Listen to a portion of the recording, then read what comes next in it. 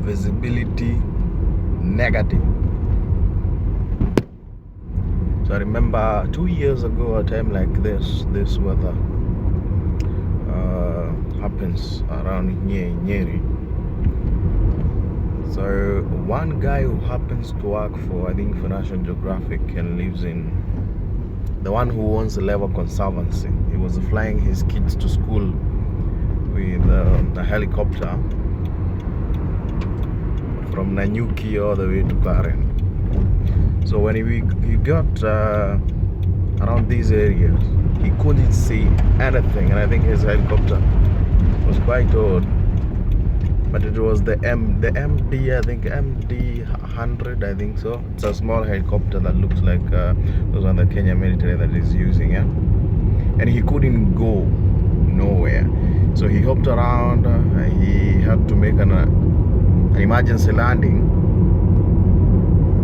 around these areas, and he found himself landing on the maize plantation. And the problem was the villager who owned that plantation wasn't too enthusiastic about it. She wasn't so enthusiastic about a helicopter landing on his maize plantation. And the thing is, the helicopter pilot ended up leaving her with 2,000 shillings, and she couldn't believe it. Like a whole helicopter pilot, a guy who was a helicopter, he left her with only 200 shillings after all the damages that he had done. But I think the poor guy was a victim of the circumstance. He didn't have any money with him, and I think he didn't anticipate that would happen anyway. So yeah, that's a short story. I'll show you how visibility is usually poor around July. I live on the Lewa Conservancy, and we took off this morning to take the boys to school. The weather was fine, but when we got to the Karatina area, we ran into cloud, which is often the case between Mount Kenya and the Aberdares. There's often very low cloud, which makes it dangerous for flying. And we got to the point where we couldn't continue without endangering lives, so we landed in this little valley. This is quite normal. We've done this before. It was quite scary because you can't see much and there are lots of wires, and if you get tangled in the wires, the helicopter can start spinning and you can crash. Nilikuwa natayarisha mtoto aende shule. Sasa nikatoka kwa nyumba haraka nikisikia hiyo sauti. Nikiangalia huko juu nikaona kitu, hiyo ni ndege. Nikaona iko juu ya nyumba yangu. Baba, I will have to compensate the lady for all the damage done to her sweet potato. Mimi tajaribu kuruka kama nishinda. We didn't do any damage landing, but the crowd has trampled her crops, so we'll have to pay her.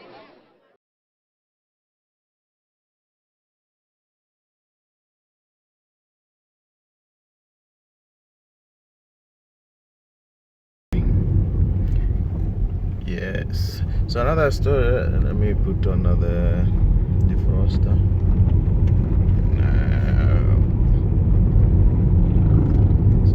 Not that easy, by the way. Going to work's magic. Within no time, that's it. I don't like driving with my own. So let me flip the camera. It goes. So there are stories being told about this month. This July and August are the coldest month here.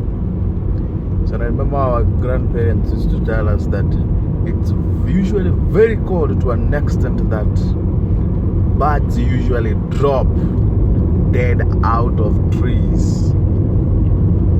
So this is the month that you are likely to find decaying birds around trees, having fallen down because of this type of weather, died.